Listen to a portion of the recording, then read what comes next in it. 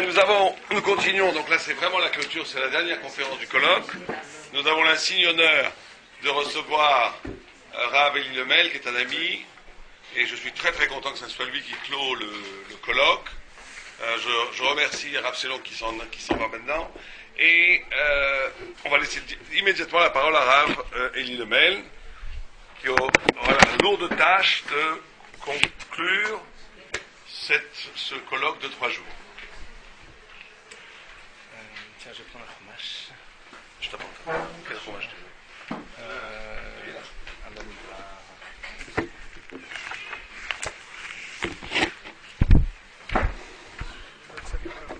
Pardon? Tu veux boire? Non, ça va.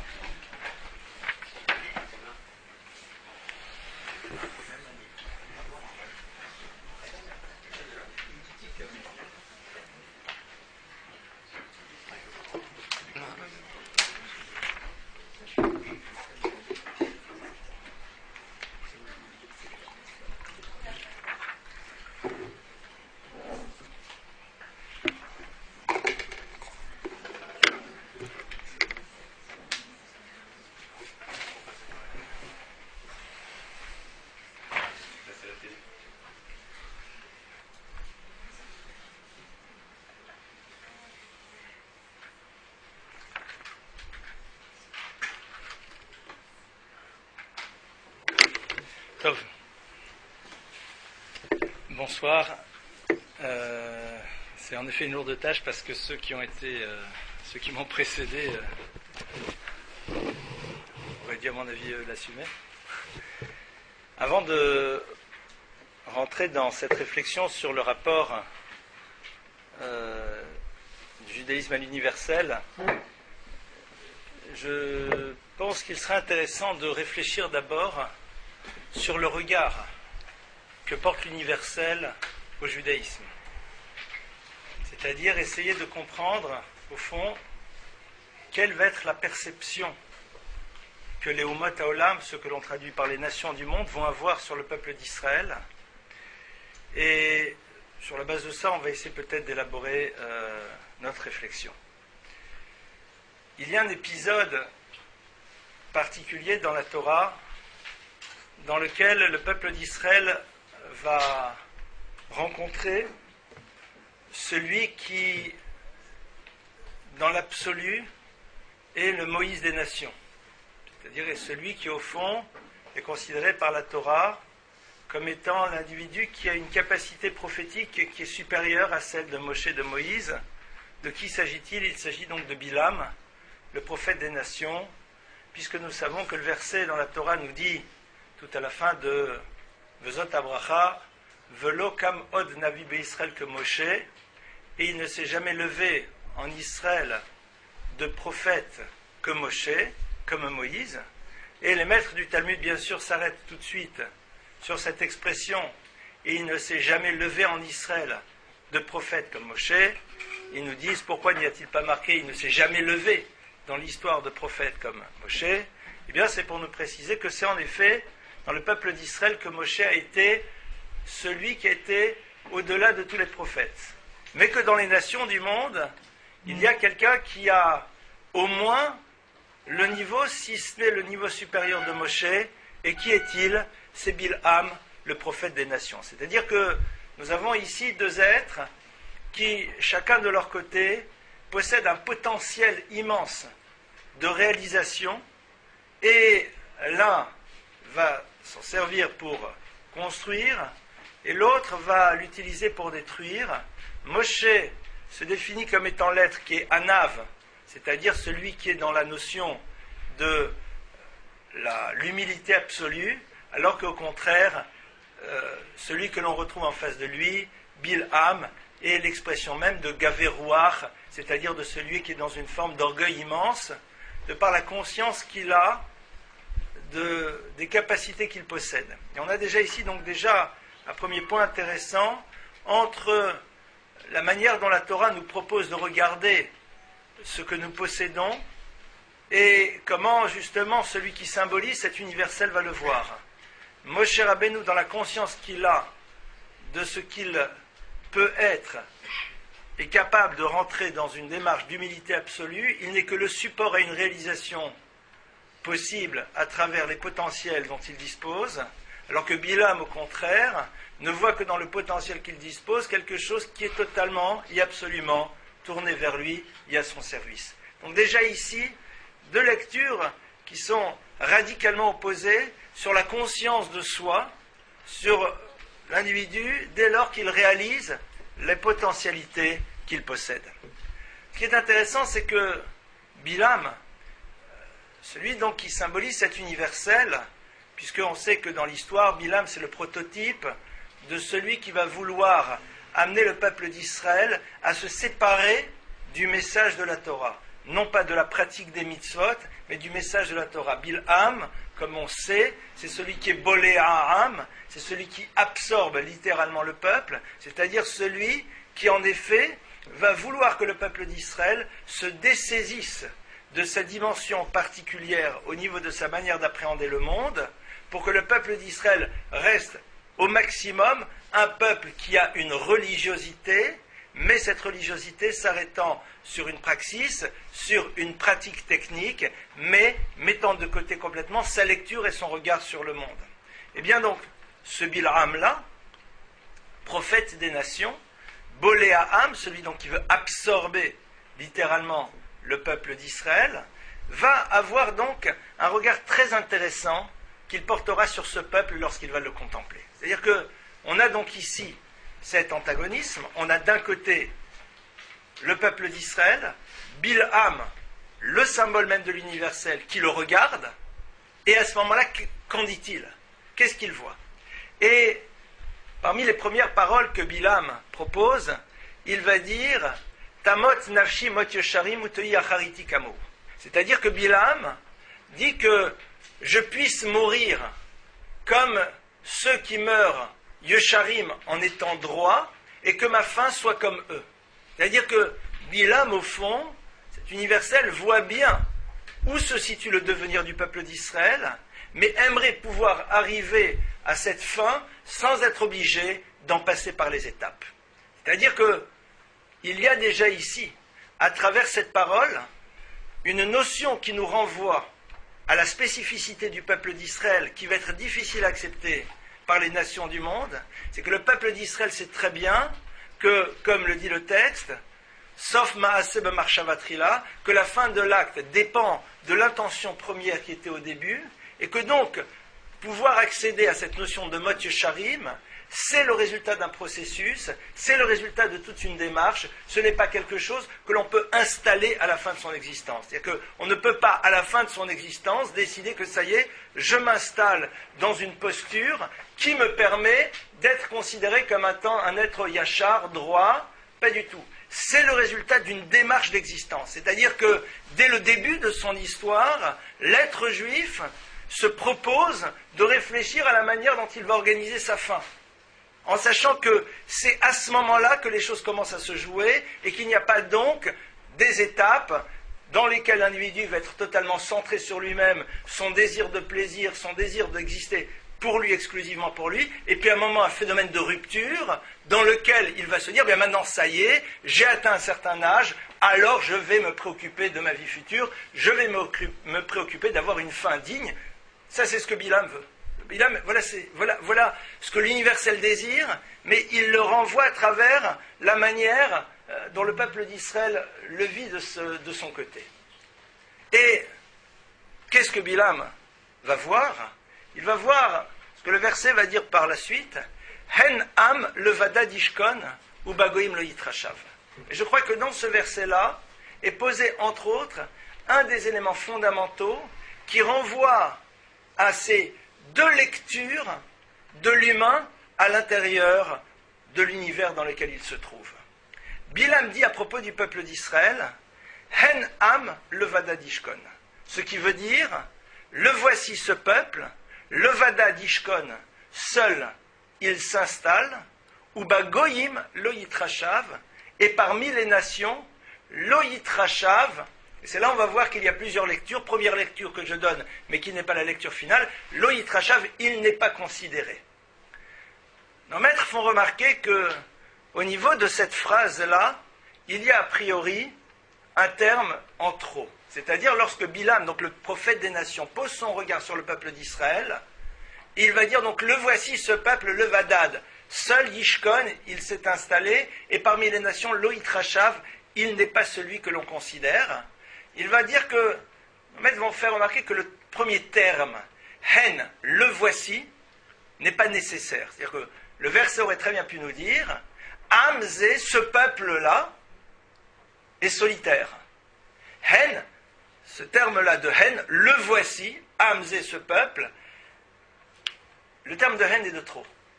Il n'a pas sa place. Seulement, il faut remarquer nos maîtres que le terme de Hen, donc le voici, est constitué de deux lettres, qui sont la lettre He et la lettre Nun. La lettre He, qui a valeur numérique 5, la valeur numérique de Nun, c'est de 50.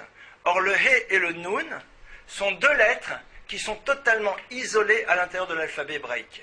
Parce que quand vous prenez les lettres au niveau des unités, puisque vous savez qu'en hébreu, chaque lettre a une valeur numérique, ou les lettres au niveau des dizaines, vous pouvez allier la première des lettres à la dernière des lettres, c'est-à-dire la lettre Aleph, première lettre de l'alphabet, la lettre Tet, qui, donc dans les lettres qui signifient les unités, a la valeur numérique de 9, donc vous avez première, 9e, seconde, 8e, troisième, 7e, 6e, 4e, et pof, il y en a une au milieu qui est la lettre He, qui est toute seule. Idem donc au niveau des lettres qui sont dans les dizaines, 10, 90, 20, 80, 70, 30, 60, 40, et le Nun qui vaut 50.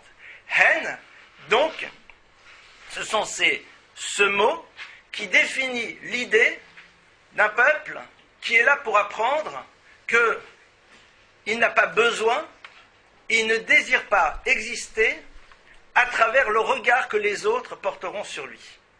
Et c'est la raison pour laquelle, au passage, on peut lire le verset différemment. Hen am le Vadad, quand ce peuple justement Badad est dans sa solitude voulue, Yitrashav, c'est à ce moment-là qu'il prend de l'importance. Uba goyim lo, virgule, et lorsque il n'est pas dans le désir d'être vécu, d'être identifié, d'être glorifié parmi les peuples, à ce moment-là, Yitrashav, c'est à ce moment-là où en effet, il commence à prendre de l'importance. Donc on a ici déjà ce regard que Bilam, ce symbole de l'universel, porte sur le peuple d'Israël, qui renvoie au fond à la leçon qu'Israël renvoie à l'humanité à travers sa dimension de bedidout, sa dimension de solitude. Sa solitude n'étant plus ici perçue comme étant une forme de pis-aller par rapport à une incapacité d'être accepté parmi les nations, mais comme étant un état revendiqué, non pas dans lequel l'individu veut mettre de côté les autres et lui au centre, mais savoir que ce n'est pas le regard de l'autre qui détermine la justesse de ma démarche.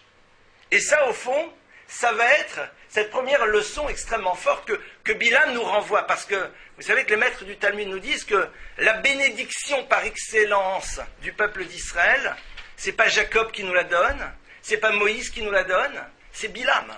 C'est-à-dire que Bilam, parce qu'il est complètement à l'extérieur, c'est un petit peu ce miroir qui nous renvoie la spécificité de ce que le peuple d'Israël est et de ce qu'il est en train, au fond, de dire, non pas à travers sa parole en premier lieu, mais à travers la posture qu'il a à l'intérieur de l'univers.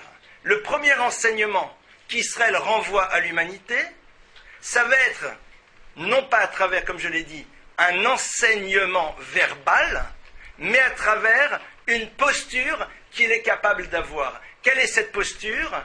C'est la posture de celui qui n'est pas sans arrêt à l'affût du regard de ceux qui l'entourent pour valider les choix qu'il a pris, parce qu'il a justement construit une certitude qui n'a pas besoin de l'assentiment d'un tiers pour pouvoir tenir. Et ça va être un petit peu la spécificité du klal Israël à l'intérieur de l'histoire. Ça, c'est ce que Bilam nous dit. Hen am, le badad yishkon, cette notion d'être shochen, c'est-à-dire de résider, quelqu'un qui s'installe, elle est liée justement à cette dimension de bedidout, cette dimension de solitude qui est non pas celle d'un peuple qui est mis au banc des nations. Il ne s'agit pas de la solitude d'Israël à l'ONU face à des votes contre lui, mais d'un Israël qui peut parfaitement être accepté dans le concert des nations et qui, justement, à ce moment-là, continue à être badad seul dans le regard qu'il porte sur l'existence, dans la manière dont il appréhende sa relation au monde, sa relation à l'économie, sa relation à la famille, sa relation à tout le reste. Et c'est en cela, lo, bagoïm lo, yitrashav. Et parmi les goïm, lo, alors dans ce cas-là, yitrashav, il prend de l'importance. C'est-à-dire qu'au fond, Israël prend de l'importance, Israël lance son message, à partir du moment où il ne tente pas des contorsions permanentes pour pouvoir être à l'intérieur de l'ère du temps. C'est-à-dire que le poids que va prendre le peuple d'Israël pour pouvoir par la suite dire sa parole, exprimer son message verbal à travers le texte, à travers ses mitzvot, a un préambule nécessaire. Et ce préambule nécessaire, c'est le non-désir qu'il a d'être authentifié par ceux qui l'entourent. Le non-désir de plaire, le non-désir de savoir si sa parole est une parole qui est acceptable à l'intérieur de l'univers dans lequel on se promène. Pourquoi ?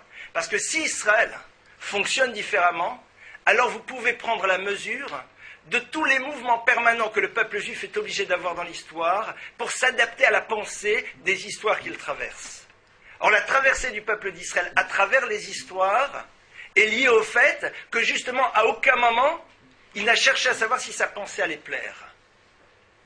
Et c'est ça, au fond, qui fait que Yitrashav, qu'il est celui qui a de l'importance, c'est-à-dire, c'est quoi quelqu'un qui a de l'importance ? Quelqu'un qui bouleverse, quelqu'un qui a du poids, quelqu'un qui représente suffisamment de choses pour qu'il puisse déranger, ou au contraire, pour qu'on aille chez lui, lui demander sa lecture de l'histoire et du monde.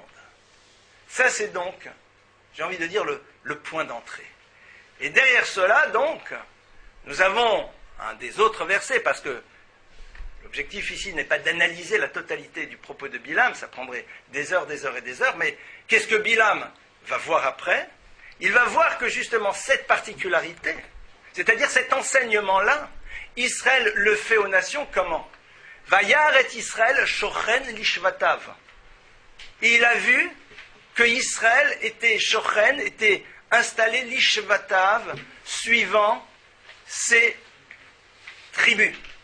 Et à ce moment-là, il va dire cette phrase, Matovu oalecha Yaakov mishkenotecha Israël, que sont belles tes tentes Jacob, tes sanctuaires Israël. De quoi s'agit-il ? Il a vu et Israël, le peuple d'Israël, shochen lishvatav, qui était installé suivant ses tribus. Disent nos maîtres, Ra'ach et en pitrehem mechuvanim zelazé. Il a vu que les portes des tentes n'étaient pas orientées les unes vers les autres. Il ne s'agit pas ici juste d'une démarche de pudeur, mais il s'agit tout simplement que l'ouverture de leur tente n'était pas orientée vers celle de l'autre, c'est-à-dire ce n'était pas ce que l'autre allait faire qui allait déterminer ce qu'ils allaient être, et ce n'est pas ce qu'ils allaient être eux qui allait déterminer ce que les autres allaient faire. C'est-à-dire que, aussi bien au niveau du macrocosme que du microcosme, c'est-à-dire aussi bien au niveau du peuple d'Israël dans son entité, qu'au niveau de ses individualités, cette idée-là, elle va être donc ce premier enseignement formidable qu'Israël est en train de renvoyer à l'universel, à cet univers qui est autour de lui. C'est-à-dire de dire, voilà, au fond, l'autre va être fondamental de par le fait que, sans vouloir aller revisiter Lévinas, être, de par sa présence, une exigence au niveau du comportement que je me dois d'avoir vis-à-vis de lui, mais l'autre est là, il a une fonction à remplir à l'intérieur de l'économie du peuple juif, mais à aucun moment ma vision sera déterminée par sa posture. Sa posture correspond à ce qu'il doit être, et d'aucune manière la mienne sera un moment transformée par le fait qu'il en ait une qui est celle qu'il a décidé d'avoir. Et donc, de manière beaucoup plus générale, c'est ce qui se passe entre Israël et les nations. Et c'est donc ce qu'il va nous dire, Hen Am Levadad, Yishkon, voici ce peuple, Levadad, seul Yishkon. Et j'ai l'impression qu'au fond, c'est peut-être cette leçon qu'Israël renvoie à l'universel, qui est la plus difficile à accepter. Parce que, quelque part, elle renvoie à cette idée d'arriver à construire des certitudes sur des démarches d'existence qui, si elles peuvent être interpellées par la parole de l'autre qui nous amène à y repenser, nous ne cherchons pas à savoir sans arrêt si elles plaisent, si elles sont acceptables par les univers dans lesquels nous sommes. Au passage, cette idée-là, on le retrouve dans une halakha, dans une loi, qui nous dit qu'il y a en effet cette obligation de respecter les lois du pays, d'accord ? On est obligé de respecter les lois du pays dans lesquels on se trouve, sauf au moment où elles rentrent en antagonisme avec les lois de la Torah. Ça veut dire que dès le moment où elles rentrent en antagonisme, alors, mais pourquoi je me dois de respecter les lois du pays ? Pour plusieurs raisons. Mais une des raisons, c'est parce que tout simplement, je me trouve dans un univers. Mais dès le moment où cet univers exige de moi que je perde ma spécificité, dès le moment où cet univers me dit que pour pouvoir exister, il va falloir que je sois acceptable à travers ses règles, à ce moment-là, je me lève et je sors. C'est-à-dire, je ne peux pas perdre cette identité, ce n'est pas dans le domaine du possible. Une fois que on a vu ça, alors, je voudrais que on réfléchisse ensemble sur un texte du Talmud, un texte du traité Avodah Zarah, qui est extrêmement surprenant quand on le lit. Il est au début d'Avodah Zarah, page 3a, et nous dit la chose suivante. Et celui qui l'enseigne est intéressant aussi. Vatanya. Et on a enseigné dans une braïta, c'est-à-dire donc dans un texte qui est un tout petit peu postérieur à la Mishnah, enfin qui est écrit plus ou moins à la même époque, mais qui n'est pas de la même, entre guillemets, importance. Haya Rabbi Meir Omer. Rabbi Meir disait, Minayin shafilu oved kochavim v'osek batorah shehu kohen gadol. D'où savons-nous qu'un oved kochavim, littéralement celui qui sert les étoiles, c'est-à-dire donc, on traduit de manière générale par un idolâtre, v'osek batorah, et non pas ici qui étudie la Torah, mais v'osek, c'est-à-dire littéralement qui se préoccupe de Torah, qui est osek, comme on dit tous les jours dans la prière, béni sois-tu éternel, qui nous a ordonné la asok bedivre Torah, de nous préoccuper de Torah. Et j'ai envie de dire, au sens premier, d'être dans une préoccupation. Chez Uke Kohen Gadol, d'où sait-on qu'il est comme le grand prêtre ? C'est fort. Talmud Lomar, le verset est là pour nous l'apprendre. Asher yaraseh otam ha'adam v'chai bahem. Le verset nous dit, voici les commandements que l'individu fera et il vivra par eux. Kohanim levim ve'Israelim lo ne'emar. Il n'y a point marqué là-bas. Voici les commandements que les prêtres, que les Lévites ou que les Israël feront et les feront vivre. Et là, ha'adam, mais ha'adam, le humain, le homme. Hein? Ha'adam, prénom des filles. Ha'lamadata, de là tu apprends shafilu rovet kochavim rosek batorah ou kohen gadol. De là tu apprends que même s'il est idolâtre et qu'il se préoccupe de Torah, il est comme le grand prêtre.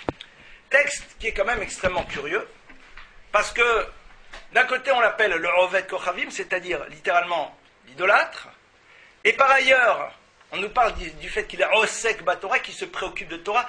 C'est quoi cette Torah dont il se préoccupe ? Et qu'il est comme le Kohen Gadol, comme le grand prêtre. Je crois qu'ici, parmi les différentes lectures que nous proposent Rachid, Tosfot, le Marsha et d'autres, en amont de cela, il y a un enseignement formidable qui est donné. Qui est Rabbi Meir ? Rabbi Meir, c'est entre autres l'élève de celui que l'on appelle, qui s'appelle Elisha ben Abouya, que l'on appellera par la suite Acher. Elisha ben Abouya, c'est donc celui qui, au moment où il a commencé à se confronter à l'étude, y arrive avec déjà derrière une forme de passif de tous ceux qui ont investi dans sa réussite le désir qu'il représente quelque chose. La pensée, le désir qu'au fond sa réussite soit là pour faire quelque chose avec. Que son étude soit là pour créer une réussite. Il y a quelque chose déjà qui est intéressant. Et après on dit qu'au moment où il va dans la maison d'études, il y a des livres de philosophie autres qui s'échappent de ses poches. Pourtant, Maïmonide et d'autres vont avoir connaissance quand même de ces philosophes et vont en parler. Seulement c'est concomitant, c'est-à-dire il va chercher à explorer le texte à travers le prisme d'une pensée préexistante. Il n'y a pas de virginisation de la pensée ici qui est faite. Il y a déjà une autre pensée, il passe au crible.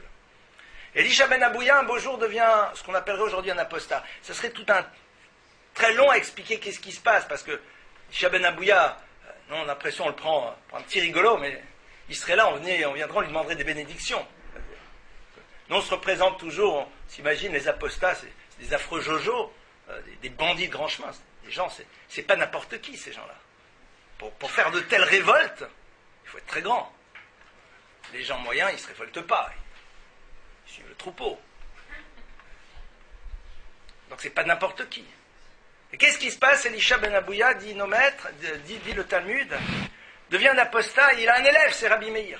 Ce Rabbi Meir. Et Rabbi Meir, donc, est là, et puis, il y a un problème, c'est comment peut-on entendre une parole de Torah d'un apostat, parce qu'il continue à dire une parole de Torah.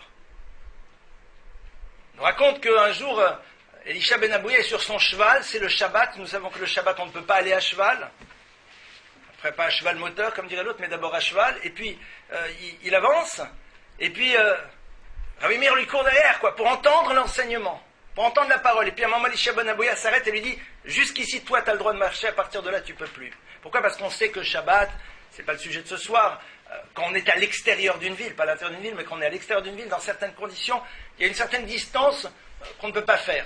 Au bout d'un moment, on doit s'arrêter, c'est pas dans l'idée de Shabbat de dépasser cette distance.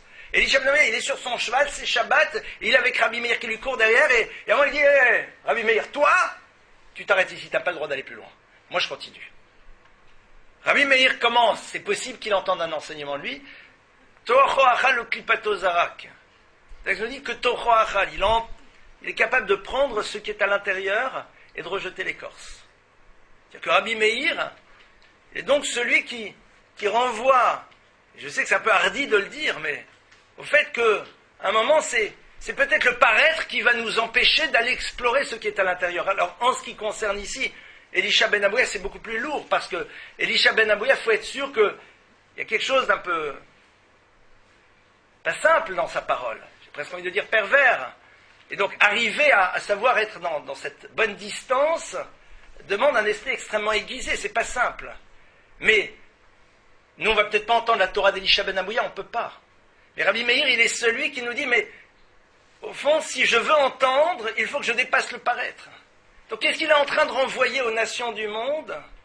Il est en train de renvoyer la problématique de l'identité de celui qui va exprimer une parole. Or, nous sommes dans un monde dans lequel, pour pouvoir dire une parole, il faut avoir été validé, non pas à travers son savoir, mais à travers d'autres, qui nous disent qu'on a le droit de dire les choses. Or, dans la Torah, il n'y a pas de diplôme. Rav, pour s'appeler Rav, il va passer une smicha, mais c'est pas fondamental. Pour donner un enseignement, il faut justement qu'il y ait un tort, qu'il faut qu'il y ait quelque chose qui soit à l'intérieur. C'est-à-dire que le tocho achal, c'est un tort d'un savoir, d'une connaissance, de quelque chose qui est extrêmement là, profond, qui nous permet de dépasser un paraître. Alors, au niveau, et je précise bien, pour Elisha ben Abouya, c'est plus complexe parce que son paraître, il est limite. Mais il nous renvoie à l'idée que voilà, c'est-à-dire que les nations du monde doivent savoir que peut-être, pour pouvoir apprendre, il va falloir à un moment ne pas juste regarder la posture extérieure telle qu'elle est acceptée par les autres, telle qu'elle est demandée. Tu es obligé d'être en chair dans une université pour que ta parole soit valide. J'ai presque envie de dire que quand tu es en chair à l'université, ta parole n'est plus valide parce que tout simplement elle devient un gagne-pain. Et puis elle doit plaire. Puis elle doit correspondre à un certain nombre de critères. Alors que là, c'est pas du tout ça. Et ça, c'est ce que Rabbi Meir nous dit. Rabbi Meir dit voilà. Mina imdou je sais kovet kochavim. C'est-à-dire quelqu'un qui appartiendrait à cette catégorie-là. Ve'osek bat Torah. Mais qui va aller se préoccuper de la Torah. Et alors, là, il y a plusieurs explications. Certains nous disent qu'il s'agit des 7 lois noachides. Les 7 lois noachides qui posent un problème parce que dans les 7 lois noachides, il y a la notion de croire en un Dieu unique. Donc il y a quelque chose, on a un Ovet Kochavim ici, quelqu'un qui est en train de... Donc, qui ressemble à quelque chose qui s'appelle un idolâtre. Mais il est rosek, c'est-à-dire qu'au fond, il se préoccupe de ça. C'est-à-dire qu'il est dans une démarche dans laquelle il est dans un intéressement, un savoir qui pourrait être bouleversant pour lui. Alors que Kohen Gadol, il est comme le grand prêtre. C'est-à-dire, le grand prêtre, c'est quoi? C'est par excellence celui qui symbolise l'élévation la plus élevée, et malgré tout. Le grand prêtre, on sait très bien qu'il peut être dépassé par quelqu'un, par qui? Il peut être dépassé par le mamzer, par l'enfant bâtard, né d'un adultère. Pourquoi? Parce que la Gemara nous dit que Amaharetz, Kohen Amaharetz, ou mamzer Talmid Chacham, lorsqu'on a un prêtre, un grand prêtre, qui est un ignorant, c'est-à-dire qui justement n'a que l'habit, n'a que la fonction, mais il a un Amaharetz, un homme de la terre, c'est-à-dire quelqu'un qui n'a aucun savoir, et il est devant un mamzer, c'est-à-dire celui donc qui a l'habit du bâtard, celui que l'on désigne du doigt comme étant né d'une union adultère, mais qui est Talmid Chacham, c'est-à-dire qui est véritablement l'élève de la sagesse, celui qui est dans cette dynamique, ce désir du savoir permanent, eh bien c'est le mamzer qui va passer devant. C'est-à-dire que même dans la hiérarchie du peuple d'Israël, le mamzer, il va être là, il va être devant. Il est bâtard pourtant, c'est-à-dire que dans sa dimension visible, il est celui que l'on met un petit peu dans l'arrière-cour. L'autre, à travers ses habits sacerdotaux, à travers ses habits pontificaux, eh bien arrive là, et c'est le Kohen Gadol, mais c'est un Amaharetz. C'est-à-dire qu'à un moment, il a réussi à se hisser quelque part. Pourquoi? À travers son argent, à travers ses relations, à travers le fait peut-être qu'il a pris des textes par cœur. En l'occurrence, pour le Kohen Gadol, c'est pas comme ça, mais ramené de manière plus générale. Je dis bien que c'est des gens qu'on appelle Chamor Nosé Sfarim, des ânes qui portent des livres. Connaissance complètement surfaite, quelque chose qui est là, qu'on apprend par cœur, qu'on restitue. On a le Pentium, et puis on cache bien le iPad, et puis on redit les choses. Donc on a cette leçon de nouveau que l'on retrouve ici. C'est-à-dire, ce que Bilam nous renvoie, ce qu'il dit de ce que nous sommes, ce texte est en train de le dire de manière beaucoup plus forte, avec un Rabbi Meir qui justement est capable de nous dire, voilà, ce qui m'intéresse, c'est le torse, c'est l'intérieur, ce qui se passe dedans. La clipa, l'écorce, parce que c'est vraiment important. Alors attention, je réprécise encore et encore et encore, pour quelqu'un comme Elisha ben Abouya, il n'y a que Rabbi Meir qui peut le faire. Parce que la clipa, parce que l'écorce, c'est pas une écorce si banale. Mais en tout cas, c'est lui qui peut dire, voilà.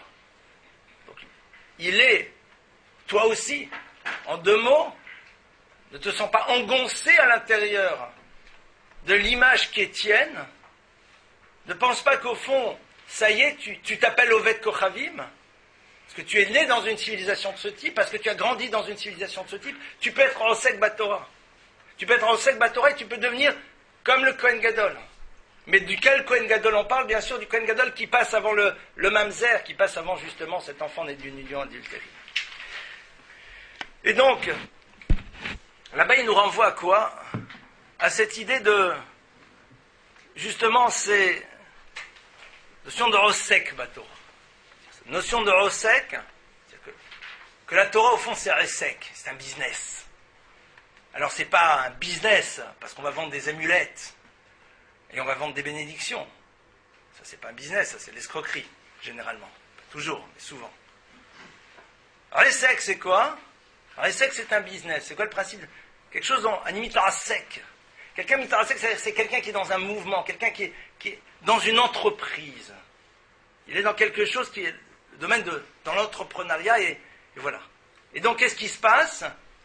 On est en train de nous dire qu'au fond, ce yesod, ce fondement-là, ce n'est pas juste l'acquisition d'un savoir, mais ça va être aussi cette notion d'être rosek, c'est-à-dire d'être préoccupé. Au sens premier du terme, c'est-à-dire que ce soit quelque chose qui habite l'esprit. Et que donc le clan d'Israël est en train de dire à ce Oved Kochavim, à cet universel, que c'est une constante au fond. C'est pas quelque chose que tu limites à des moments.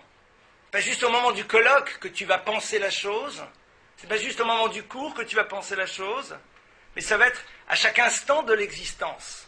Pourquoi? Parce que si cette chose est là pour t'apprendre comment vivre l'existence. Alors ton existence, tu la vis depuis le moment où tu te lèves jusqu'au moment où tu dors. Donc à chacun de ces moments-là, tu es préoccupé par cette parole qui te propose une manière de vivre cet instant, de le comprendre, de l'appréhender, de le transformer, de lui donner une dimension éternelle, de par le fait que d'abord tu as décidé d'en penser le sens que tu allais lui donner. Parce que l'éternité, elle commence d'abord par le fait que l'on donne du sens. Et comme donner du sens, c'est quelque chose qui prend son origine à l'intérieur d'un esprit, dès le moment où on est dans la pensée, on est dans le principe de l'éternité, on est dans quelque chose qui ne s'arrête pas, c'est quelque chose qui est du domaine de l'éternel. Et si on avance un tout petit peu, alors, qu'est-ce qu'on va voir? On va voir que l'antithèse un petit peu de tout ça, qu'est-ce qui fait qu'on n'y arrive pas? On va reprendre justement notre Bilam, notre fameux Bilam de tout à l'heure. Bilam, on a dit qu'il était mangé littéralement par son désir du pouvoir, quelque chose qui va véritablement l'imprégner. Et donc, à partir de là, il sera incapable d'imaginer qu'il peut changer. C'est-à-dire qu'il y a quelque chose qui est tellement là, c'est tellement prégnant, c'est tellement présent qu'on ne peut même pas imaginer, penser autrement son existence, même si on sait qu'au fond, il faudrait la penser différemment. C'est le drame de Bilam. C'est le drame de qui? De quelqu'un d'autre. De quelqu'un d'autre dans la Torah qui s'appelle Korach. Quelqu'un qui s'appelle Korach, qui va être l'opposé par excellence de Moïse. Alors lui, c'est autre chose, Korach. Korach, c'est celui qui est dans la recherche du pouvoir. Il y a un texte du Talmud qui nous dit qu'il y a deux hommes qui ont été extrêmement riches dans l'histoire et leur richesse les a perdus. C'est Korach et Haman. Korach chez nous, chez le peuple d'Israël, et Haman, donc le fameux Haman qui a voulu détruire le peuple d'Israël à l'époque de Pourim. C'est intéressant de voir que un échec patent à l'intérieur du peuple d'Israël est quelque chose qui est aussi un échec majeur, puisque Haman avait tous les pouvoirs et puis il va tout perdre, tout. Commence par quoi? Par la richesse. C'est-à-dire par justement cette chose qui est du domaine de l'infini. Pourquoi? Parce que, au fond, la seule chose que dans le monde de la matière je peux récupérer à l'infini, c'est l'argent. Je ne peux pas boire 20 verres d'eau à la suite, même si je fais un concours, même si je veux gagner le concours. À un moment, je ne peux plus. C'est-à-dire que on a deux éléments dans l'univers qui sont du domaine de l'infini, au niveau donc de l'individu et de sa pensée. Une pensée qui peut apprendre un savoir et ça ne s'arrête jamais. C'est-à-dire que le savoir se développe encore et ne s'arrête jamais. Et l'argent, à propos duquel le verset dit « OFK sefluisba » celui qui aime l'argent ne sera jamais rassasié d'argent. Traduction, on a donc ici quelque chose qu'on est en train de renvoyer à l'universel, en train de dire voilà au fond où va se retrouver la possibilité d'échec. C'est-à-dire que même dans le peuple d'Israël, même dans cet univers dans lequel la pensée, comme on a vu que l'individu, qui va être le tort, l'intériorité de l'individu, eh bien à un moment va pouvoir être supplanté par autre chose, c'est quoi? C'est cette capacité d'aller vers quelque chose qui est du domaine de l'infini, mais dans le domaine de la matière, qui est dans le domaine de l'argent. C'est-à-dire qu'au fond, là Israël est en train de dire aux nations du monde que derrière une course perpétuelle vers l'argent se révèle l'incapacité d'aller vers une course perpétuelle au niveau du savoir. Le désir du savoir n'altère pas les besoins techniques de l'individu au quotidien, mais le remplissent suffisamment de plaisir pour que justement ce mouvement vers quelque chose qui est du domaine, entre guillemets, de l'infini, ne se tourne pas vers, entre autres, cette dimension de l'argent. Et donc c'est intéressant de voir qu'on dit, voilà, il y a deux grands bonhommes. On a d'un côté Haman, on a d'un côté Korach, l'un dans le peuple d'Israël, l'autre qui est de l'autre côté, Et les deux ont un pouvoir immense. On dit que Korach, c'est number 3, c'est le troisième dans l'échiquier du peuple d'Israël. Il n'est pas rien. Aman aussi. Aman, c'est le vice-roi, c'est celui qui a des pouvoirs immenses. C'est énorme, et puis il est face à un roi un peu fantoche, donc il peut s'approprier presque le pouvoir de manière quasiment officielle. Mais dans les deux cas, l'argent fait que ça y est, ça part ailleurs. C'est-à-dire qu'à un moment, je remplis mon besoin d'infini à travers l'avoir, à travers l'argent, et donc, je ne me tourne plus vers ce besoin d'infini à travers le savoir. C'est-à-dire que le savoir était remplacé par l'avoir, et comme les deux sont dans le domaine de l'infini, parce que ne s'arrêtant jamais, eh bien, si à un moment l'un supplante l'autre, eh bien, au fond, l'histoire s'arrête. Et elle donne des échecs retentissants. On a donc ici cette leçon que le clan Israël est en train de donner. Et c'est vrai que on ne peut véritablement imaginer d'alternative à ce désir d'infini qui passe à travers ce besoin de cet argent que dans la mesure où en face il y a autre chose. Si en face vous n'avez rien, si en face il n'y a rien qui est là pour pouvoir justement remplir, il va bien falloir se tourner vers autre chose. Alors, allons maintenant sur une ou deux notions que l'on retrouve à l'intérieur de nos textes sur quels ont été, quelque part, les enjeux que l'humanité avait, que le peuple d'Israël lui renvoyait, qu'il n'a peut-être pas su nécessairement saisir, prendre et s'approprier. Tout d'abord, il y en a un qui prend sa racine à l'intérieur d'une question un peu talmudique. Vous savez que dans la Torah, à un moment, il y a l'épisode bien connu de Sodome, Gomorrhe, le déluge, toutes ces choses qui vont se passer, avec donc cet échec retentissant. Et on a une question qui est la suivante. Il y a un principe fondamental dans le droit juif qui est le suivant, En onshim elaim ken mazirim. Ce qui veut dire, on ne peut pas sanctionner si auparavant on n'a pas prévenu.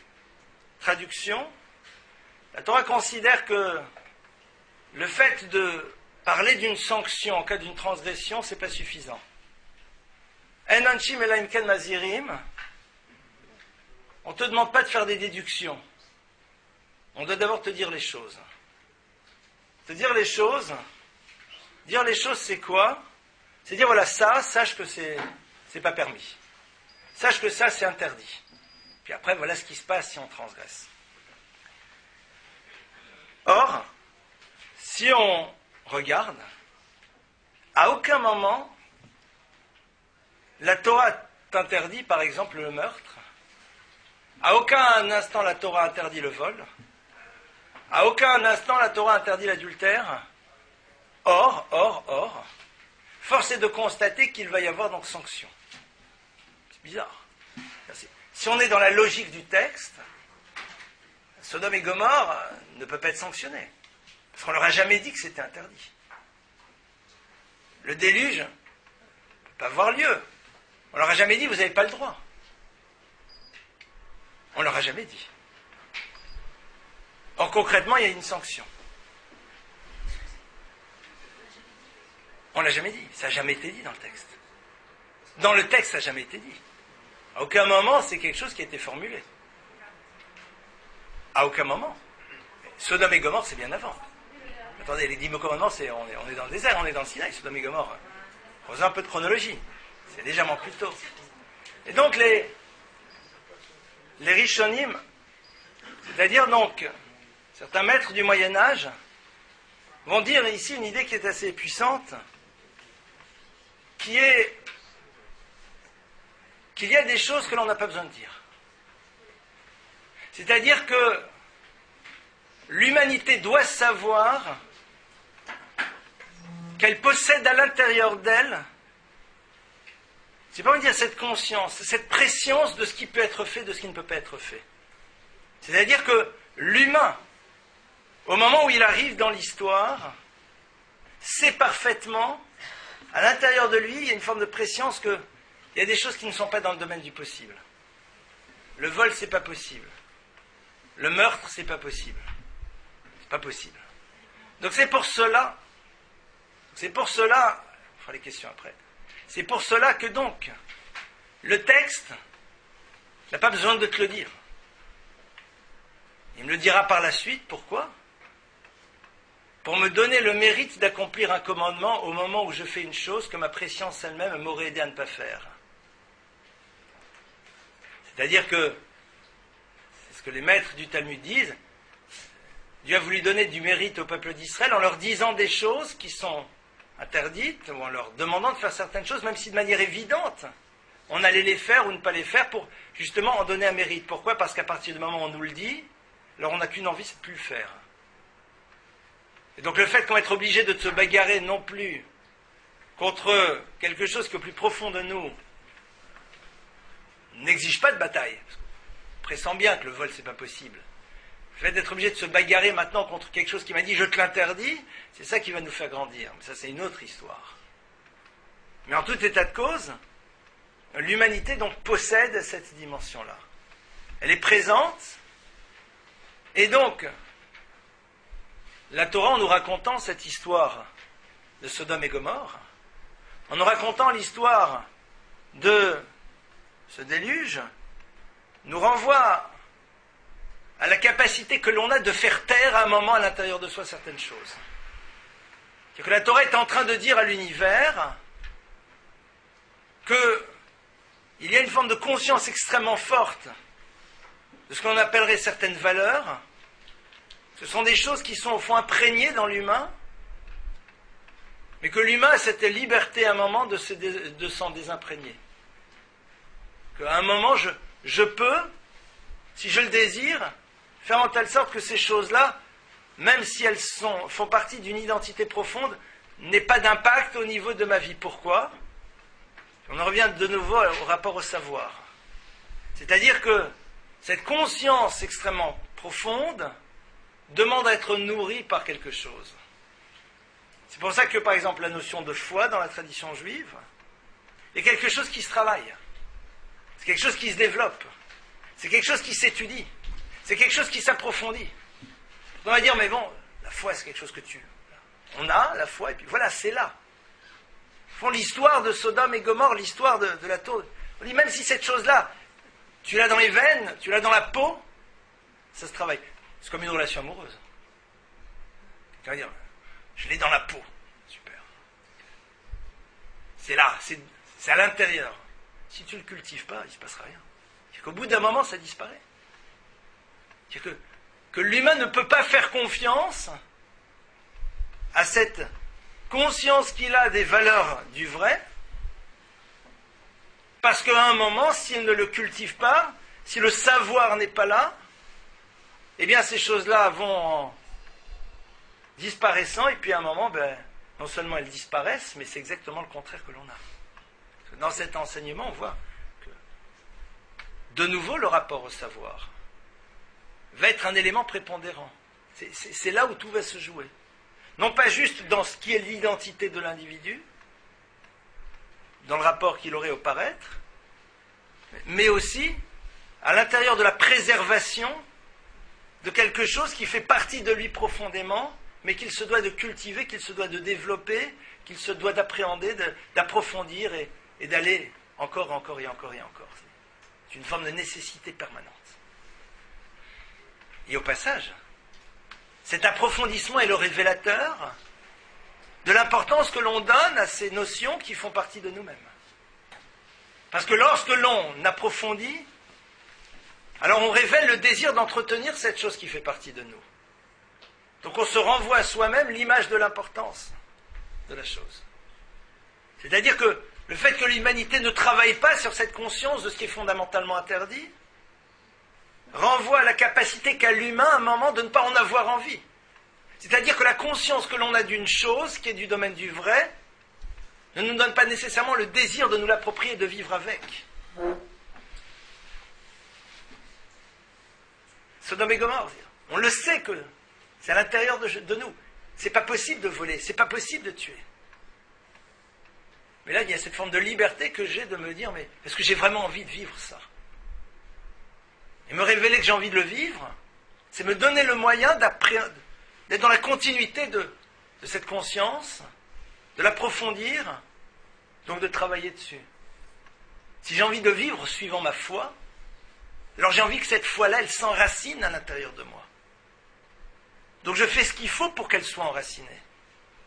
Si j'ai envie que cette relation amoureuse, elle se perpétue, alors il va falloir que j'investisse pour pouvoir la faire exister encore plus à l'intérieur de moi. Sinon, au bout d'un moment, elle ne peut pas se pérenniser. Et au passage, c'est impressionnant parce que c'est l'échec, au fond, de toutes les sociétés. Si une société a suffisamment conscience de l'importance fondamentale de ces valeurs, non pas pour empêcher un cataclysme, mais parce qu'elles sont vraies, elles sont fondamentales, elle va nourrir ces valeurs d'un savoir permanent qui lui permettra de s'ancrer à l'intérieur du peuple d'Israël, qui leur permettra de s'ancrer profondément. Et ça crée après des sociétés autres. Allez dans une ville comme Bnei Brak, qui a beaucoup de défauts, je vous rassure tout de suite. Mais il y a un truc qui est marrant, je vais vous raconter une anecdote. J'étais une fois, enfin pas qu'une fois, j'étais une fois là-bas, j'étudiais. Nul n'est parfait. Et donc, j'étudiais dans un collège. Et un beau jour, quelqu'un m'appelle, me dit « Aurais-tu perdu de l'argent ?» Je dis « Tiens, intéressant. » Et je cherche et je dis « Oui. » J'avais en effet une liasse de billets de 50 ou 200 shekels, je ne sais pas combien, et je ne trouvais plus. Je dis « Comment tu sais? T'es devenu gourou ?» Il dit « Pas du tout. » Il y a devant le collège, donc devant la petite maison d'études, à l'endroit où j'étudie, quelqu'un a mis un papier et trouvé une somme d'argent. Pour la retrouver, veuillez téléphoner à tel numéro. J'ai vu ce papier et j'ai réfléchi, là ça va vous faire sourire. Qui peut avoir une liasse de billets sur lui? Et pourquoi il a pensé tout de suite à moi? C'est très simple. C'est que je venais étudier là-bas pendant un mois. Donc il s'est dit, il a dû venir, il vient pendant un mois, il a sûrement dû amener un peu plus d'argent que nous, on a tous les jours au quotidien. Donc si on a un qui a perdu, c'est sans doute lui. Donc il me retrouve, moi je donne les signes distinctifs, il y avait tant de billets, etc. et tout, l'autre me rend l'argent. Vous avez à Bnei Brak des endroits dans lesquels il y a marqué perdu, trouvé, c'est-à-dire, comment ça pénètre? Cette notion de la propriété, on l'a tous pour nous. Mais est-ce qu'on en a conscience quand l'autre, c'est nous? Non, parce que l'autre, c'est pas nous. C'est que ce désir de garder ce que j'ai, de le retrouver, comment se fait-il que je ne peux pas l'imaginer chez l'autre? Comment se fait-il que si je vois un objet qui est là, alors brusquement je vais m'en saisir, parce qu'il a sans doute été oublié? Il y a une personne, un jour était dans un avion, et puis s'est lavé les mains aux toilettes de l'avion, enlevé ses bagues, et puis revenu 3 minutes après, et elles n'étaient plus là, et on a fait 12 annonces dans l'avion, en disant que c'était une jeune mariée, enfin, c'est-à-dire, et les bagues, c'était pas le Koh-i-Noor, quoi, c'était pas le diamant, d'accord? Un petit truc, important sentimentalement. Non. Et elle est sûre qu'il était là-bas, elle les avait posés là-bas, donc c'était pas tombé, puis j'en vais chercher. Parce que, si au fond ça ne m'intéresse pas, hein, alors je ne travaille pas dessus. Je ne travaille pas dessus. Je n'approfondis pas. Et ça me donne à terme Sodome et Gomorrhe. Quand Israël est en train de dire à l'humanité, tu as des valeurs intrinsèques. Comme on l'a vu à Non Shivela Imkalmazir, on ne peut pas sanctionner si on n'a pas prévenu. Donc si Sodome et Gomorrhe sont sanctionnés, c'est que quelque part ils sont prévenus de par le fait que l'humain sait les choses. Mais la question elle est de savoir, est-ce que tu as envie au fond que ces choses se perpétuent? Est-ce que ça t'intéresse? Est-ce que c'est quelque chose que tu as envie de t'approprier ou pas? L'universel sait où il en est, dans le rapport aux valeurs, à travers l'investissement qu'il va avoir, dans l'approfondissement de celle-ci, et non pas juste dans la nécessité de les brandir au moment où c'est techniquement nécessaire. C'est un enseignement qui commence depuis le début, depuis que l'enfant est petit. L'enfant n'a aucune obligation d'accomplir les mitzvot, et pourtant on le fait. Pourquoi? Parce que justement, c'est ça qu'on doit faire pénétrer chez lui depuis le début. Et disent nos maîtres, les premières choses que l'enfant doit savoir, c'est qu'il y a un autre. Il n'y a pas que lui, il y a un autre. Dernier point, c'est, au fond, ce que je viens de dire nous renvoie à un texte, un verset qui dit la chose suivante, qui n'est pas politiquement correcte du tout, qui dit Chesed leomim chatat, que le chesed, l'altérité, la bonté des nations, chatat, c'est une faute. Chesed leomim chatat. On n'est pas là juste pour être politiquement correct. Mais c'est exactement ça. Mais tu dis chesed. Le mot est dit. Donc ça veut dire que pour toi, cette notion, elle existe aussi chez les nations du monde. Elle est là. Mais elle est khatat, elle est faute. Pourquoi? Parce que elle n'est là que par rapport à la nécessité que moi, un jour, je puisse en avoir besoin pour moi. C'est-à-dire que je suis au centre de mon don, et ma démarche d'altérité vers l'autre n'est là que parce qu'un jour, j'ai envie moi-même d'en être le sujet. Soit parce que j'en aurai besoin, soit par le retour que cela va générer pour moi. C'est-à-dire que le sujet n'a jamais été approfondi. Le sujet n'a jamais été pénétré. La notion, elle est là. Elle est là. Faut faire du bien. Faut faire du bien. Faut faire de la charité. Faut répondre présent aux victimes. Donc on va le faire. Mais avec cette idée qu'un jour je pourrais être la victime, donc il vaut mieux que le système fonctionne, parce que si c'était moi la victime, alors vous imaginez. Et puis en même temps, je me donne cette bonne conscience. Et puis quelque part, je vis moins mal la souffrance de l'autre une fois que j'ai décidé que j'ai fait un acte qui pouvait éventuellement la faire disparaître. Donc au fond, je construis mon propre apaisement. Donc ça c'est khatat au fond. Là-dedans, il y a une faute. Pourquoi il y a une faute? Parce que ce chesed n'empêchera pas la barbarie. D'aucune manière. Parce qu'on s'occupera toujours des autres. Les soldats blessés qui sont envoyés à l'arrière, on leur envoie des cartes postales, et puis après on va exécuter sa sinistre œuvre à Auschwitz. Il faut bien s'occuper de ceux qui sont à l'arrière, qui ont été blessés. Mais ça n'a pas pénétré l'individu d'aucune manière. Ça n'a rien transformé à l'intérieur de lui. Parce que justement, j'ai pas envie d'être transformé. Parce que ça ne m'intéresse pas. Donc je n'explore pas ce que veut dire la chose. Je ne pénètre pas, ça reste en surface. Ça reste en surface. Et on retrouve donc de nouveau la problématique du début. Toute cette problématique du paraître. C'est-à-dire de quelque chose qui est une posture permanente et perpétuelle. Maintenant, voyons le dernier élément. On a encore un peu de temps pour. Wow. Alors, on va essayer de faire vite pour cette dernière partie. Il y a dans l'histoire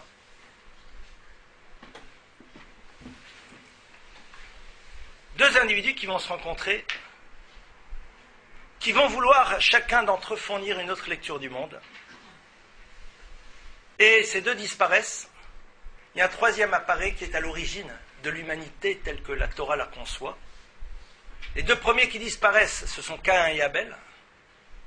Et le troisième, c'est qui? C'est Shet. Shamhushkat Haolam, c'est à partir de lui que l'univers se base.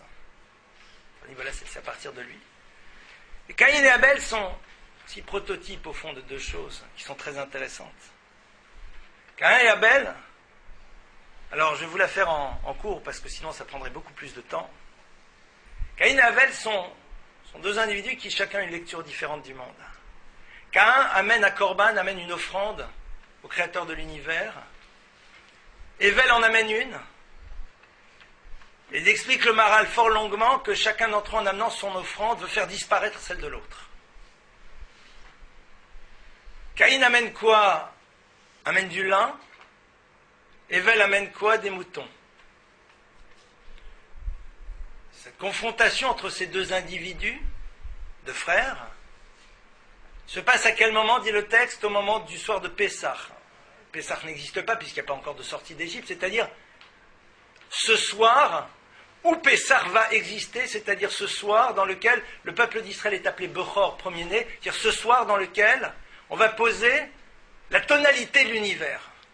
Parce que le Bechor, c'est qui? C'est le premier-né, c'est Bet Kaf Resh, Bet 2, Kaf 20, Resh 200, c'est le second, c'est-à-dire celui qui est là derrière le Père, c'est-à-dire celui qui va transmettre la parole du Père aux autres.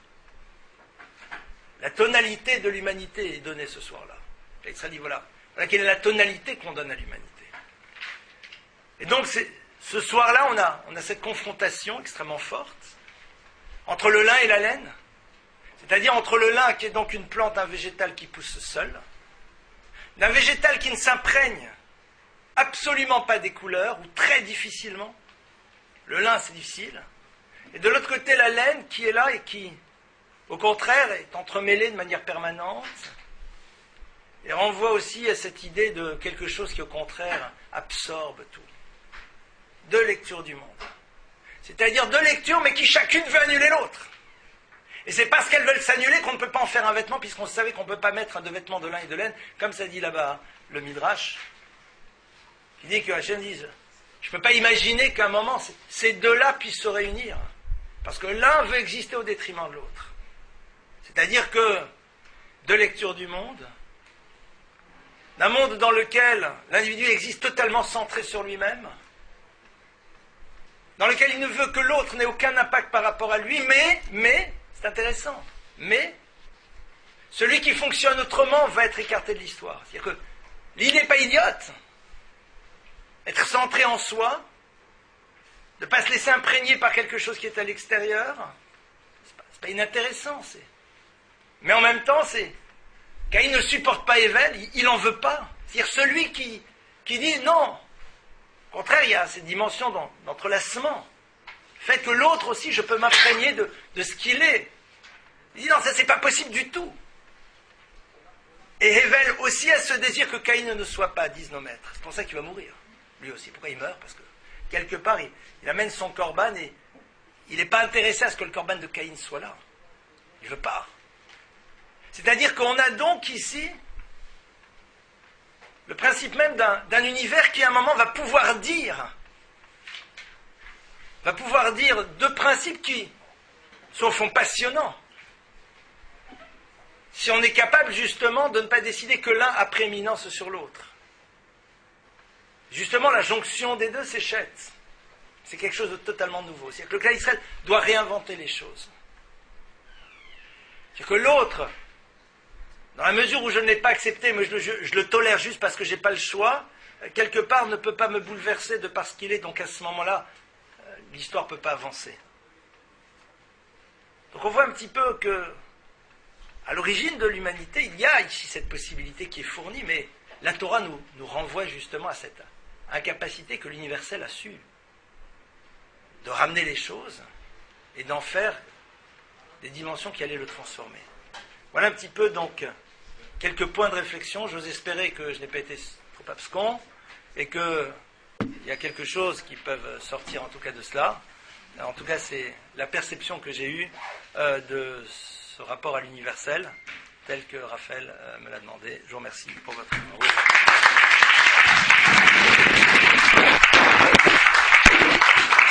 On va prendre, comme tous les soirs, 2-3 minutes pour des questions, s'il y a des questions. Et après, on fera juste un mot de conclusion. Est-ce que quelqu'un a une question à poser à Lemel, ou à poser en général sur le colloque, ou sur l'idée? Oui, allez-y.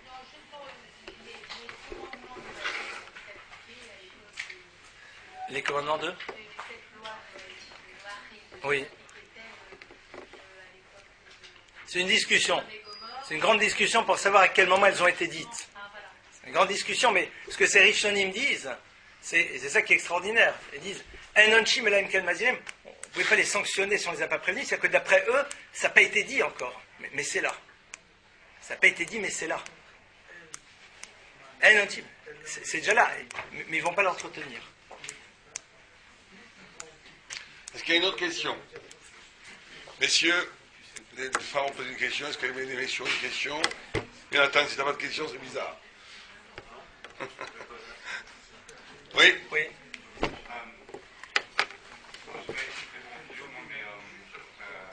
Je te rassure, moi aussi, donc tout va bien. Par contre, j'ai entendu quelque chose sur Nietzsche. Alors, tout le monde disait qu'il était antisémite, mais ça, en ouverture. Il a un texte merveilleux qui semble dire le contraire. Dans le bien et le mal. Je sais pas, mais en tout cas, il a dit quelque chose. Il a dit que le peuple juif était le seul garant de l'action répétitive et améliorée à l'infini. C'est-à-dire qu'on est les seuls à pouvoir répéter une action tous les jours, tout en l'améliorant et en restant qu'un doigt dans cette action, en restant en cette action et attendre d'après ça la lecture de perfection. Alors, Et ma question, c'était comment ça se fait que ça n'était pas lu Non, pas à ma lui. connaissance. Il était allemand. On peut être juif et allemand. Avec un père pasteur. Il y a les raves allemands, non? Tu connais pas? Et donc, alors, tout d'abord, c'est intéressant. Et pourtant ils s'en prennent tout le temps au... Alors, la première chose, c'est intéressant parce que c'est cette notion-là que j'en parlais à quelqu'un il y a une heure et demie. Donc c'est intéressant. Voilà, c'est intéressant. J'ai l'impression que tu étais dans mon téléphone en train d'écouter une conversation. Donc,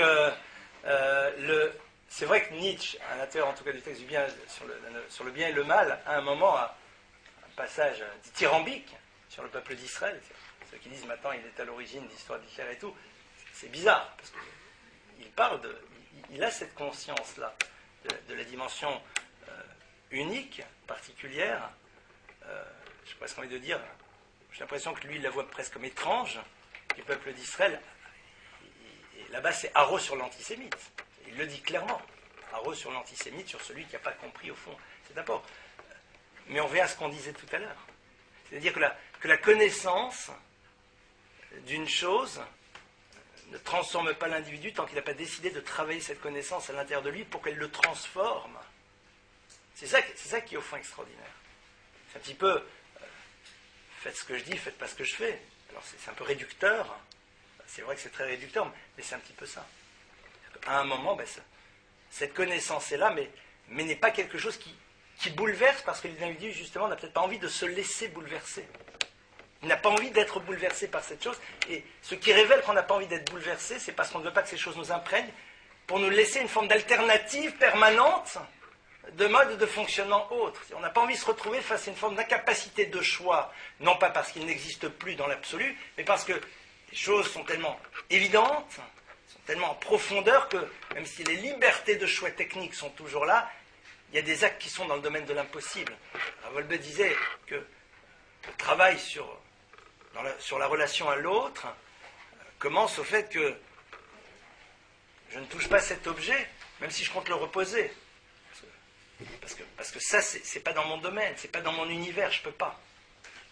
Donc ça va se passer très... Mais pourquoi? Parce que ça intéresse l'individu d'arriver justement à cette conscience de ce que veut dire l'autre et de cette vigilance qu'il doit avoir.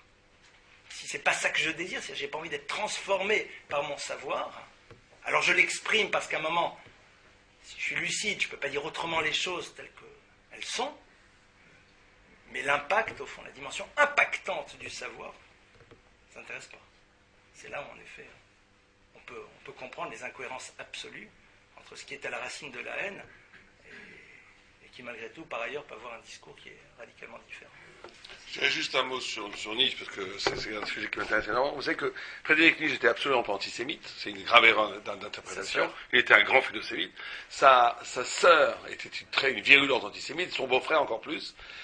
Ceci dit, il a reconnu dans le juif, il disait une phrase extraordinaire, il a dit « Le plus grand crime qu'on a fait contre l'humanité, c'est d'avoir mis l'Ancien Testament, ce qu'il appelait la Torah, enfin l'Ancien Testament, avec le Nouveau Testament. Il dit c'est le plus grand crime qui a été fait à l'esprit de mettre un texte aussi sublime que la Torah à côté de ce tas d'idiotie que fait le Nouveau Testament. » Mais ce qu'a Nietzsche a reconnu chez le juif, c'était ça qui était extraordinaire dans la phrase que tu as dit, c'est qu'il a reconnu, Nietzsche a fait toute l'analyse, il a fait le diagnostic de la mort, de la vie à l'intérieur du développement de l'idée.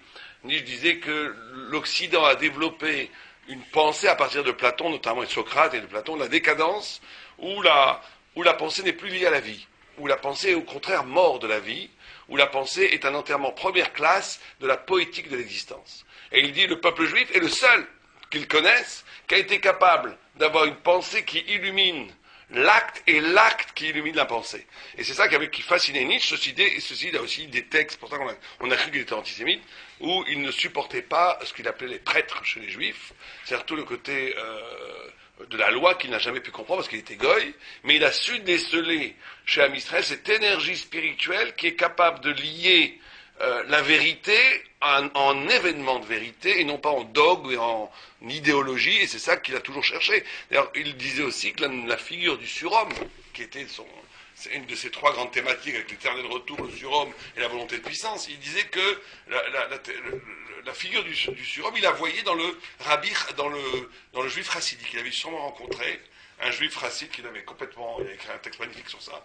Il a dit, les juifs allemands, ils les aimaient pas trop parce qu'ils étaient assimilés, un peu bourgeois, ils reconnaissaient les mêmes défauts que chez les chrétiens, mais il voyait, il avait rencontré sûrement un juif racide, il se baladait à Berlin, je sais pas ce que c'est là-bas, mais il avait dit, je reconnais dans ce sujet ces yeux un peu fiévreux, cette poésie, cette grandeur d'âme, ce front élevé, il a un texte magnifique que nous on pourrait pas écrire, où il dit, il décrit les deux chassides comme presque planant, amène le sol, et investi d'une énergie vitale et d'une poésie et d'une joie lié au marmonnement, parce qu'il ne savait pas ce qu'il disait, peut-être il disait Télim ou Dagmar, je ne sais pas de quoi il parlait, mais en tous les cas, ça l'avait absolument bouleversé de voir une capacité de lier une sorte de gestuelle allégorique, une gestuelle qui elle-même prenait sens et un sens qui s'exprimait jusqu'au bout des ongles dans la poésie du juif racide qu'il avait rencontré. Donc Nietzsche, c'est l'exception qui confirme la règle, c'est peut-être et sûrement le philosophe qui a été le plus loin dans la pensée, c'est pour ça d'ailleurs qu'il en est devenu fou. Nietzsche est mort absolument dingue, et c'est parce que justement, moi ma grande théorie c'est que Nietzsche est devenu dingue parce qu'il a frôlé la Torah, et quand un goy frôle la Torah, ou il se convertit ou il devient dingue, et il a choisi la deuxième solution. Est-ce qu'il y a une dernière question? J'ai vu que oui, allez-y.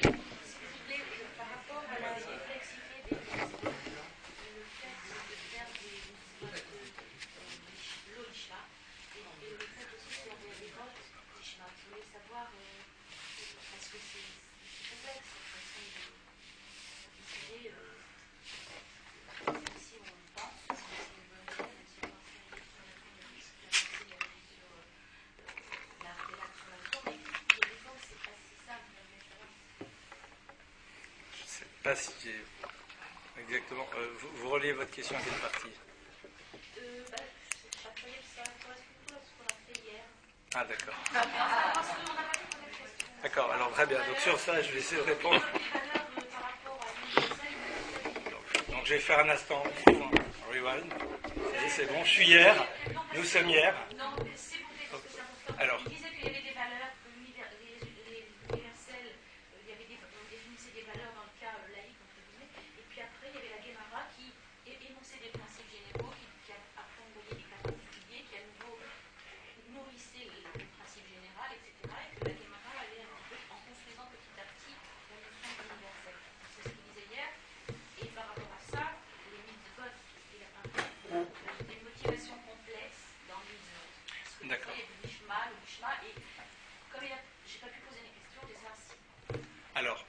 En effet, vous évoquez donc deux notions, ce qu'on appelle la mitzvah lishma, qui va faire la mitzvah lishma pour son nom, c'est la traduction première, qui n'est pas la bonne, ou chez l'olishma.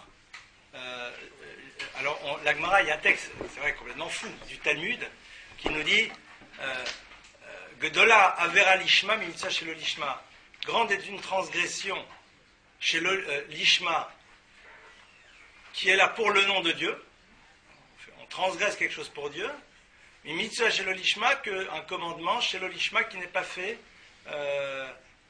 pour Dieu. Je crois que c'est une Gemara dans Nazir, il me semble. Et là-bas, la Gemara nous cite quoi? Un verset. Elle nous dit d'où est-ce qu'on l'apprend? On l'apprend de Yael, puisqu'il y a marqué dans le verset Tevorach minashim Yael, Eshetakeni, etc. Sois béni parmi les femmes Yael. Et c'est qui Yael? Et tout de suite après, on nous dit Kara, Ravat, Shachad. Tout de suite après, on nous dit Yael, c'est celle qui a attiré donc Sisra dans sa tente. Et puis a fait en telle sorte qu'il ait plusieurs relations physiques avec elle. la suite, et puis après il s'effondre, et puis une fois qu'il s'est effondré, elle lui coupe la tête, et puis voilà, on règle le problème de la guerre. Alors, on va dire, voilà, donc elle a fait une mitzvah chez... Alors là-bas, nos maîtres nous disent bien que une transgression lishma, c'est quand la personne n'en a aucun plaisir. C'est qu'au moment où elle fait cet acte, pour elle, elle aurait préféré ne jamais le faire. Donc déjà, ça ne nous concerne pas, parce que nos motivations ne seront jamais de ce type, clairement. La mitzvah, chez le lishma, la mitzvah qui n'est pas là pour le bon but, elle est un préambule. C'est-à-dire, je ne sais pas ce que Raphaël en pensera, mais moi je crois qu'aucun d'entre nous commence par faire les choses pour elle-même parce que Dieu nous l'a demandé. On fait les choses parce que on a l'impression qu'en pratiquant, on va soit régler des choses, soit même des motivations beaucoup plus nobles. Vous avez des questions existentielles, un désir de donner du sens. Mais ça m'intéresse. De manière ultime, c'est les faire parce qu'il faut les faire, sans plus. Je sais pas, je pense qu'à mon avis, Raphaël va... Oui, ça serait presque l'objet d'un nouveau colloque, de parler du désintéressement. Mais une fois, on va finir ce qui se fait tard.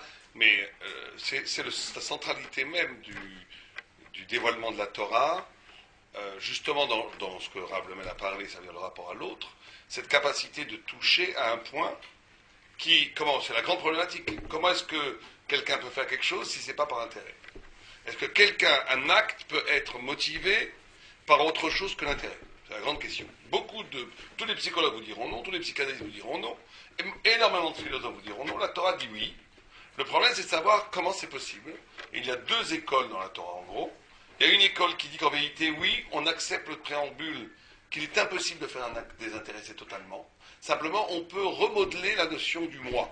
C'est-à-dire qu'un égoïste sera un moi qui sera réduit à lui-même. Un égoïste un peu moins égoïste sera un moi qui sera réduit à sa famille.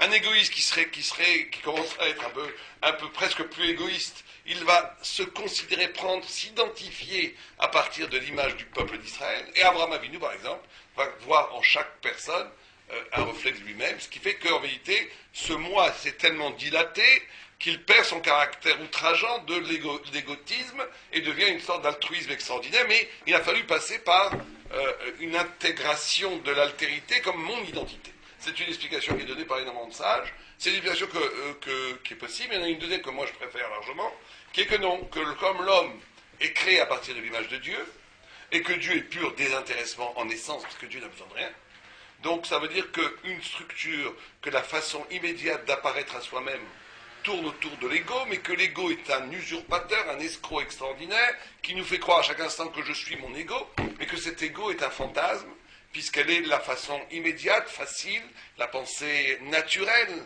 le psyché, on va dire, naturel de l'homme, de se croire pour cette crispation identitaire qui fait que je suis ce que je suis.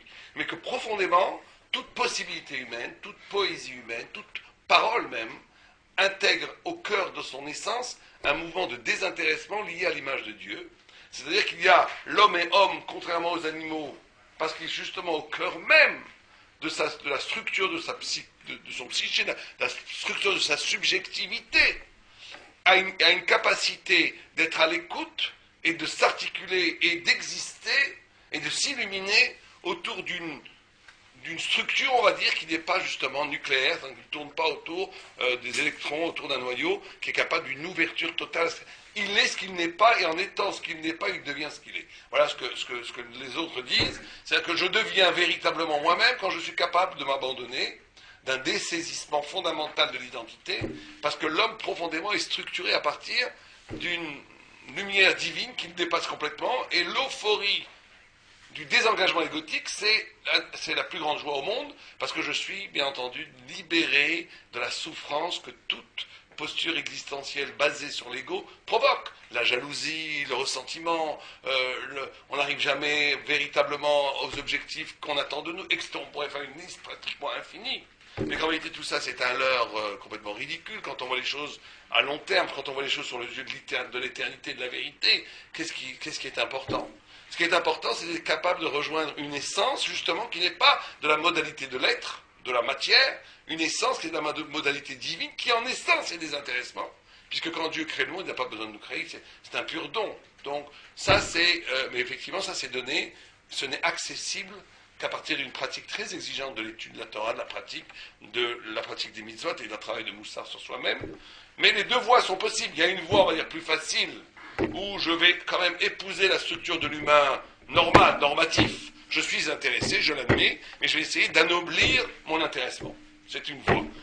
Il y a une voie plus radicale, plus difficile, mais beaucoup plus grande, qui est de dire, je vais remettre en cause la notion d'intéressement lui-même, et pour remettre en cause la notion d'intéressement lui-même, il va falloir remettre en cause la notion de qui je suis.